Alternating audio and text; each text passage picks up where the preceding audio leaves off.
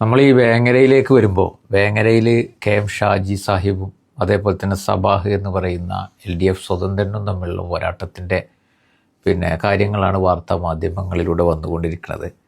അപ്പോൾ രണ്ട് ഇൻ്റർവ്യൂകൾ നമ്മൾ ശ്രദ്ധിക്കുമ്പോൾ നമുക്ക് KM ഷാജി സാഹിബ് വേങ്ങരയുടെ വികസന തുടർച്ചയെന്നോ അല്ലെങ്കിൽ കുഞ്ഞാലിക്കുട്ടി സാഹിബ് ചെയ്തു വെച്ച കാര്യങ്ങളാണ് അതിൻ്റെ തുടർച്ചയാണ് ഞാനിനി ചെയ്യാൻ പോകുന്നത് എന്നൊന്നും അദ്ദേഹത്തിൻ്റെ വാക്കുകളിൽ നിന്ന് വരുന്നില്ല. വളരെ ഖേദകരമാണ്. ഷാജി സാഹിബൊക്കെ അതായത് തങ്ങൾക്ക് വോട്ട് ചെയ്യൂല എന്ന് കണ്ടു കഴിഞ്ഞാൽ പിന്നെ അവരെയൊക്കെ രാജ്യദ്രോഹികളും തീവ്രവാദികളും ഇപ്പോൾ ഇലക്ഷനൊക്കെ നാളെ മറ്റന്നാൾ കഴിയും.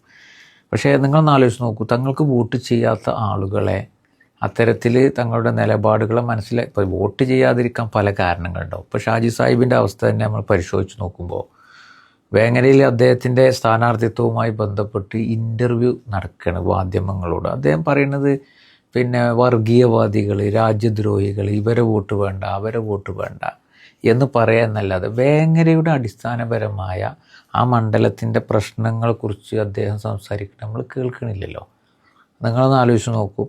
അപ്പോൾ യഥാർത്ഥത്തിൽ അങ്ങനെ ഒരു വികസന തുടർച്ച പറയാൻ KM ഷാജിക്ക് ഇല്ല എന്ന് KM ഷാജി തിരിച്ചറിഞ്ഞതുകൊണ്ടായിരിക്കാം വളരെ അപരവൽക്കരിച്ചുകൊണ്ട് സ്വന്തം സമുദായത്തിൽപ്പെട്ട ആളുകളായിക്കോട്ടെ, സ്വന്തം ഈ പറയുന്നത് പോലെ രാഷ്ട്രീയത്തിൽ ഇറങ്ങി അപ്പുറത്ത് പ്രവർത്തിക്കുന്ന ആളുകളെ അവരെയൊക്കെ വർഗീയവാദികളും രാജ്യദ്രോഹികളും ഒക്കെ ആക്കി മാറ്റുന്ന തരത്തിലേക്ക് ഷാജി സാഹിബ് കാലങ്ങളായിട്ട് പറഞ്ഞുകൊണ്ടിരിക്കുന്ന പഴയ വീഞ്ഞ് തന്നെ എടുത്ത് സമൂഹത്തിൽ ഇപ്പോഴും വിതറിക്കൊണ്ടിരിക്കുകയാണ് എന്നുള്ളതാണ്.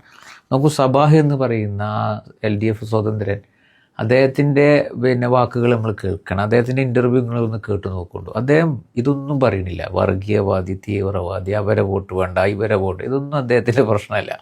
നേരെ മറിച്ച് അദ്ദേഹം വേങ്ങരയുടെ ഒരു പ്രയാസത്തെക്കുറിച്ചാണ് പറയുന്നത്.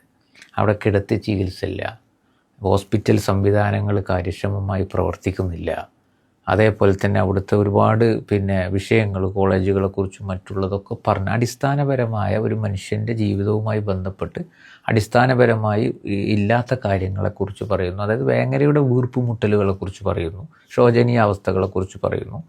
മാത്രവുമല്ല അദ്ദേഹത്തിൻ്റെ വീക്ഷണം, കാഴ്ചപ്പാട്, അദ്ദേഹം ജയിച്ചു വന്നാൽ ഉണ്ടാക്കാൻ പോകുന്ന മികച്ച രീതിയിലുള്ള പ്രവർത്തനങ്ങളെക്കുറിച്ച് സമൂഹത്തിൽ പങ്കുവെക്കുന്നു.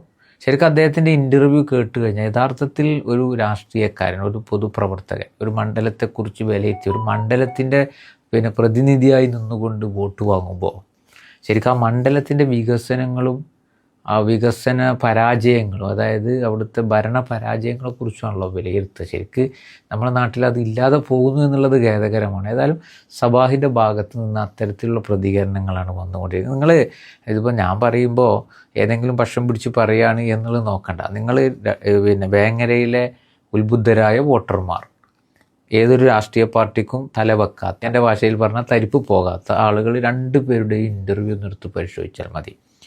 സ്വാഭാവികമായിട്ടും നിങ്ങൾക്ക് നിങ്ങളുടെ മനസ്സിൻ്റെ അംഗീകാരത്തെ എവിടെയാണ് കൃത്യമായി നിലപാടോടുകൂടി എനിക്ക് കൊടുക്കാൻ കഴിയുക എന്നുള്ളത് ഈ രണ്ട് ഇൻ്റർവ്യൂ കേട്ട് കഴിഞ്ഞാൽ നമുക്ക് മനസ്സിലാവും ആരാണ് വേങ്ങരയുടെ കാര്യങ്ങൾ പറയുന്നത് എന്നുള്ളത്. ഷാജി സാഹിബൊക്കെ ഇപ്പോഴും വർഗീയവാദവും തീവ്രവാദവും സ്വന്തം സുഹൃത്തുക്കളെ വരെ ആയിരിക്കും അദ്ദേഹം ഈ ഒരു ഇലക്ഷന് വേണ്ടിയിട്ട് തീവ്രവാദിയും വർഗീയവാദികളൊക്കെ ആക്കി മാറ്റുന്ന സ്വന്തം നാട്ടുകാരെയും. അപ്പോൾ ആ പ്രസ്ഥാനവുമായി ബന്ധപ്പെട്ട ആളുകളൊക്കെ പറയണം. നിങ്ങൾ ആലോചിച്ച് നോക്കൂ, 2-3 ദിവസം കഴിഞ്ഞാൽ ഇലക്ഷൻ കഴിയും, പിന്നെയും ഇത്തരം പരാമർശങ്ങളിലൂടെ മുന്നോട്ട് പോകുന്നത് എന്തർത്ഥമുള്ളത് എന്നുള്ളത് എല്ലാ ആളുകൾക്കും അറിയാവുന്ന ഒരു കേസാണ്. അപ്പോൾ രണ്ടുപേരുടെയും ഇൻ്റർവ്യൂ കണ്ടപ്പോൾ ഇങ്ങനെ ഒരു കാര്യം പറയണമെന്ന് തോന്നി. ഇനി നിങ്ങൾ ഞാൻ പറയുന്നത് വിശ്വസിക്കേണ്ട, നിങ്ങൾക്ക് KM ഷാജി എന്നും സബാഹ് എന്നും അടിച്ചാൽ അവരുടെ രണ്ടുപേരുടെയും ഇൻ്റർവ്യൂ സോഷ്യൽ മീഡിയ, ഫേസ്ബുക്കിലൊക്കെ കിട്ടും.